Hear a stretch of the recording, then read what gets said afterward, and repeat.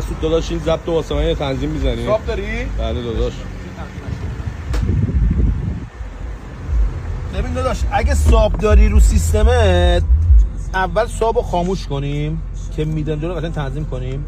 میای رو قسمت آیدیو، روی قسمت اکولایزر سیتینگ که بری این رو بذار رو کاستوم. کاستوم 8 کیلو هرتز میشه صدای ریزت. این صدای ریزت رو بذار رو 4. 80 کیلو هرتز میشه بیس میدرنجات. اینو بذار رو -2. 250 کیلو هرتز میشه میدرنجات. اینو بذار رو 3. 80 کیلو هرتز هم بذار رو -2. 2.5 هرتز هم سری بالاته. اینم بذار رو 4 یا 5. حالا میتونی هر کدوم خاصی. رو تو بذار روی های. سابوفرت هم که هیچ اچ پی تو همیشه باشه روی 160 یا 200 بذاری که لومینیت بیس نزنه. اون موقع سابتو روشن کن. این یه چیز هیولا.